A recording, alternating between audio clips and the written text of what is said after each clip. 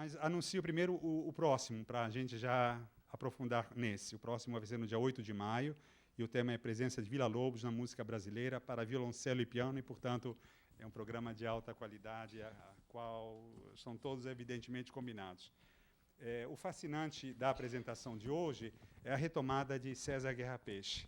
É uma plateia, inclusive, que aqui tem representantes históricos, além da Ruth Serrão, inclusive, né, Neném, o Edino, a própria minha querida amiga Luiz Gardi, né, e o Antônio Guerreiro, enfim, que escreveram um livro que é, de fato, um divisor de águas, 2006, acho que foi em 2007, a partir de um projeto criado pelo próprio César Guerra Peixe, o que é muito importante porque, sobretudo, a música de concerto e a memória da música de concerto no Brasil padecem de um déficit absolutamente importante.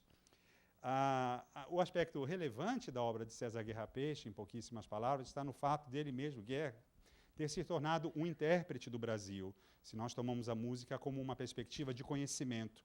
Intérprete porque ele mesmo gostava de dizer, está registrado em diversas entrevistas, inclusive nessas do livro que acabo de referir, não é, que não era apenas um transporte puro e simples da música, daquilo que a gente chamaria de massa flutuante de epos, por exemplo, que acontecia na Grécia, mas uma massa flutuante de modos populares que Guerra Peixe não só transportava. O transporte seria um fato que qualquer outra pessoa poderia fazer.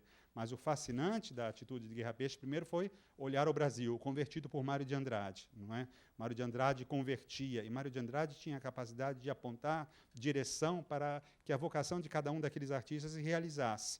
Então, esse sinal Mário Andradino, como foi dito muitas vezes, que Mário não era um escritor que tratava de música, mas, sobretudo, talvez um músico que escrevesse sobre diversos aspectos, incluindo a música. Mas descerrando, de modo realmente novo, essa espécie daquilo que mais tarde seria chamado de etnomúsica, não é? Que é a pesquisa séria. Não é? E ele tinha um grande orgulho, um orgulho que o próprio nome carrega, ao mesmo tempo forte, polêmico, inúmeras vezes, mas sempre coberto de razão, de generosidade e perspectiva crítica. O interessante é que a passagem dele pelo Recife, de 49 a 52, mais ou menos isso, em que ele escolheu deixar de lado a Suíça, convidado para ir à Suíça, e reconhecendo que a grande viagem que ele fez foi, de fato, a viagem ao Brasil. Talvez Guerra Peixe tenha sido um dos grandes recolhedores de etnografia, o primeiro e, provavelmente, o mais congenial de todos. E o fascinante também na trajetória de Guerra Peixe, como todo mundo sabe, não estou lembrando nada daquilo que os senhores já não saibam, por convicção e por espírito de observação, consiste naquilo que representou a presença da música viva, Kühlreuter, e todo um projeto do serialismo dodecafônico, e como isso para muitos destinos brasileiros, sobretudo para César, mas sobretudo também para Edino e muitos outros, começaram a viver uma espécie de dilema, porque ao mesmo tempo aprofundaram a concepção musical, Hindemith, quem é que não passou por ele, não é? Schoenberg, os exercícios, e de realizar esse salto qualitativo, mas ao mesmo tempo o desafio de ouvir o Brasil, como se fossem dois ouvidos, que para muitos na crítica musical foi um procedimento esquizofrênico, para outros não havia distância. Né? Guerra Peixe viu isso de uma forma extremamente positivamente ambígua, né? Até que ponto aquilo não era importante, até que ponto isso ajudou ou não a ouvir o Brasil mais profundo.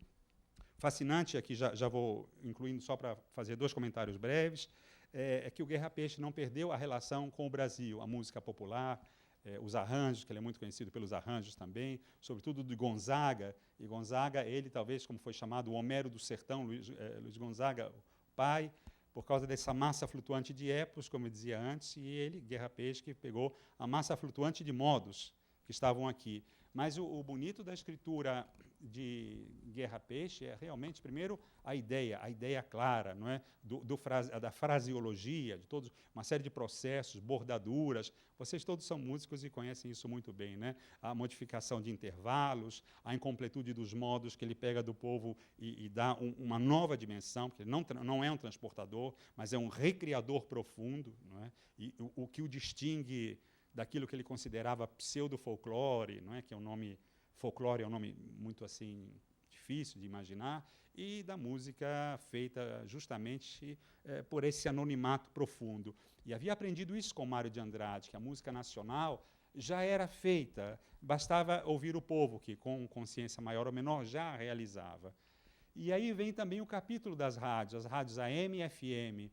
E eu me lembrava, sabe, Neném, que eu tinha 16 anos na época, foi meu único contato com Guerra Peixe, e é um contato que não me faz bem, mas eu direi a vocês, ao público, apenas para me prejudicar, mas mostrar como ele foi delicado. Eu ainda não fazia aula de canto, não estudava e tinha 16 anos. Era na Rua do Livramento, na Rádio Tupi, e não sei quem me disse, meu pai trabalhava lá, mas alguém me disse que eu me apresentasse para Guerra Peixe. Eu não sabia quem era Guerra Peixe naquela idade, e senão não teria cantado para Guerra Peixe.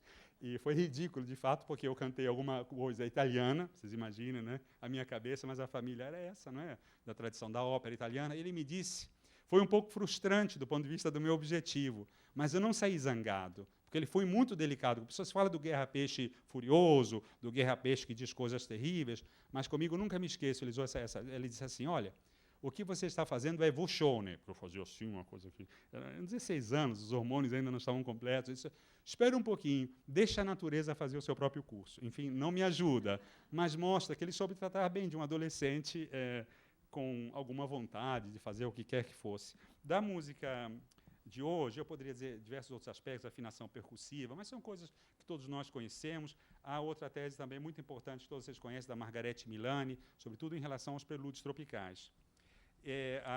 O concerto está organizado de uma forma muito bonita, porque, de fato, ele abrange aquilo que para alguns seria esquizofrenizante, para outros é uma continuação sobreposta, enriquecida, entre uma música, por assim dizer, brasileira e uma música serial, dodecafônica. E isso, para mim, não funciona, porque Guerra Peixe, naturalmente, ninguém perdeu com Kölreuter, ninguém perdeu com o dodecafonismo, mas abriu possibilidades de linguagem. E nós vemos como isso está nas partituras, mesmo aquelas menos suspeitas de participação da série. A gente nota, de fato, como isso enriqueceu profundamente, não o transporte, mas a retomada desses aspectos. Eu gostaria, por exemplo, justamente nos prelúdios tropicais, são 3 movimentos, a Ruth Serrão já analisou todos esses aspectos, que é o piano em Guerra Peixe, é piano para intérprete, não é? Algumas vezes nós precisamos ter, enfim, às vezes até funciona, o executante, não é? Mas aqui precisa do intérprete, no sentido mesmo da raiz da palavra, né? Guerra Peixe é um desafio da hermenêutica, e aqui o pianista um pouco deve ser filósofo, no sentido de encontrar aquilo que aparentemente é simples, não sendo aquilo que às vezes poderia tender para uma monotonia, mas de fato não é monótono. Quem já tocou Guerra Peixe sabe da grande liberdade de pedal. Às vezes o pedal é bem marcado, mas essa liberdade de pedal é muito interessante, porque aí você também vai construindo uma digital dialógica com esse processo. E os prelúdios tropicais são muito bonitos. E ontem eu fui fazendo algumas anotações, vendo a partitura, né? Por exemplo, gosto de citar dos prelúdios, desses 3 movimentos, são maiores os movimentos, não é? Mas, por exemplo, a cantiga plana, está escrito plena, mas é cantiga plana, não é? É interessantíssimo a seção B, em que você tem o tema mais claro, os subtemas, mas, sobretudo, na segunda parte, esse tema ganha uma grande luminosidade, vocês vão perceber, feita de alguns fragmentos pré-temáticos que são lançados antes, e de uma grande beleza, quase que num pequenino quebra-cabeças, não é? Depois, a polqueada é muito interessante, vocês vão notar sobreposição de acordes, eu não vou continuar nessa linha, mas, enfim, transposição de intervalos, que são recursos altamente refinados de Guerra Peixe, como nós conhecemos. Sobretudo, no último movimento, a gente vê um ostinato muito presente, não monótono, e o bonito é que o último compasso tem uma fermata muito, muito longa, muito expressiva, como se a música finalmente se desmanchasse aos poucos, vocês vão notar. Eu pulo para não tomar mais tempo, o fato não é me ouvirem, mas ouvirmos Guerra Peixe na interpretação de 3 grandes nomes, insisto, inclusive nomes históricos, como Guerra Peixe, mas o trio de violino, violoncelo e piano, que é, de fato, uma preciosidade. E eu gosto aqui de sublinhar o andante. O andante ele tem um patos assim, doloroso. Guerra Peixe tinha momentos de grande meditação, que se faziam com um instrumento solo, não é? Muitas vezes ponteado ou contramarcado com violino, com elementos agudos, mas é uma descida para regiões muito, muito escuras, regiões muito baixas, na clave de dó. E a gente nota que essa descida depois ela se desfaz, indo para uma região central muito bonita, e o violino, de repente, começa a trazer grandes iluminações, pontuando a escuridão e criando uma dialética realmente muito, muito bonita e altamente refinada, que é o que dá fim ao programa. Eu acho justamente que, para nós, Guerra Peixe, que ficou uma figura um pouco escondida, não, nem sempre, mas de um ponto de vista mais amplo, né, do Guerra Peixe, do arranjador brilhante, e é um preço que o arranjador às vezes paga, o arranjador de qualidade sinfônica, inclusive, mas é impossível, o Brasil perde imensamente, deixando de lado a concepção de um intérprete que fez uma etnomúsica, mas que não parou na documentação e traçou um rosto brasileiro eminentemente nosso, eminentemente belo, de quem sabe os movimentos, sabia todo, é um grande mestre do ritmo, uma polirritmia quase mozartiana em tempos pós-modernos, por assim dizer. E essa chave de leitura que ele nos oferece é uma chave de intérprete do Brasil, porque olhou, compreendeu, e foi um daqueles que não teve medo de olhar para a música popular, não etiquetando-a numa forma menor de folclore, não transportando-a, como dizia antes, mas integrando-a num movimento poético extremamente dele, de Guerra Peixe. Os ataques nos violinos são muito interessantes, né? E ataques fortes, de um Guerra Peixe que era amigo da melodia, mas sabia fazer música difícil, o que é um elogio.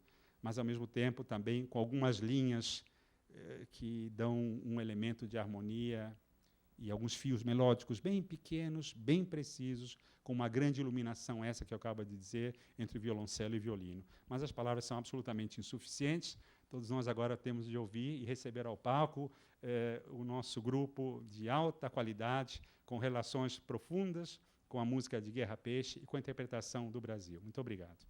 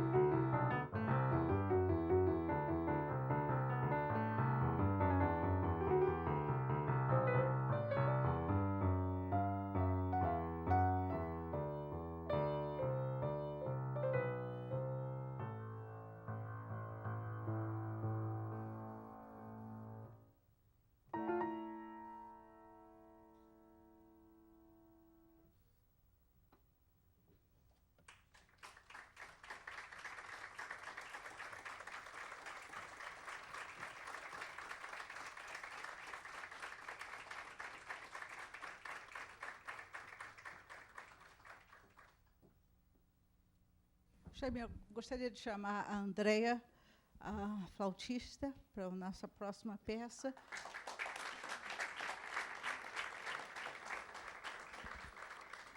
E gostaria de dizer algumas palavras. Primeiro que tudo, eu queria parabenizar a Academia Brasileira de Letras por essa oportunidade maravilhosa desse programa de música de câmara. Isso é realmente... Nós, músicos, realmente estamos encantados com isso. Ao longo de todos esses anos, todas as coisas param, mas aqui continua. E queria agradecer a Neném Krieger por ter convidado o nosso grupo para vir aqui participar dessa festa de Guerra Peixe e dizer que é uma honra para nós fazer Guerra Peixe, comemorar Guerra Peixe, na casa de Machado de Assis, que é uma figura que nós todos respeitamos e amamos.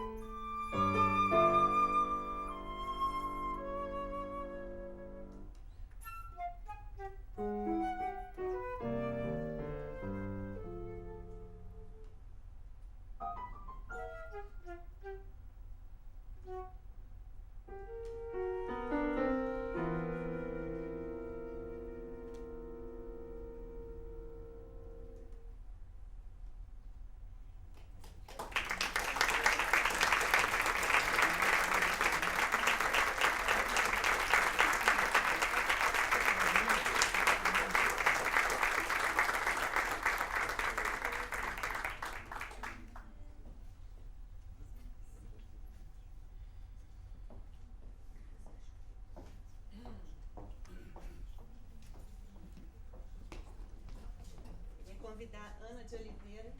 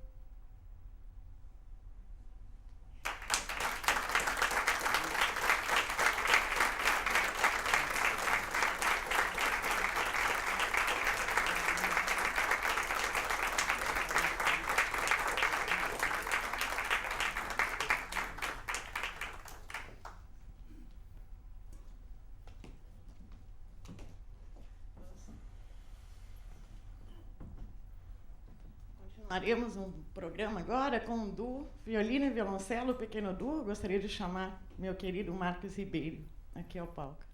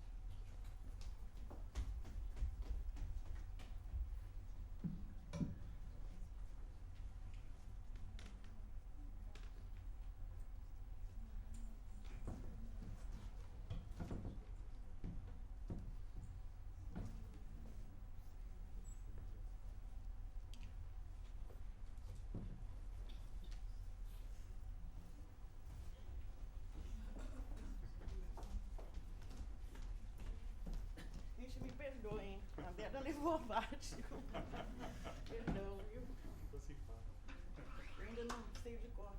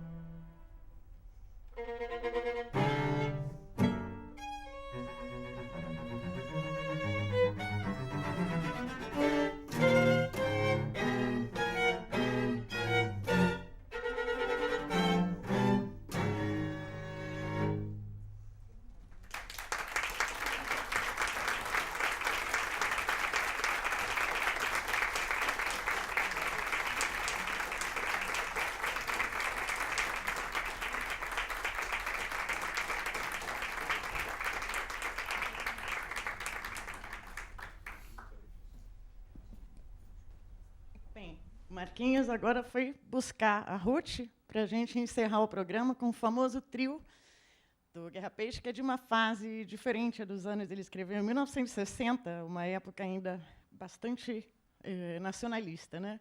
Nós ouvimos duas peças agora do período dodecafônico do Guerra Peixe. E o que eu acho muito interessante notar é que, mesmo com uma linguagem dodecafônica, ele foi extremamente melódico e extremamente brasileiro. Ruth e Marcos.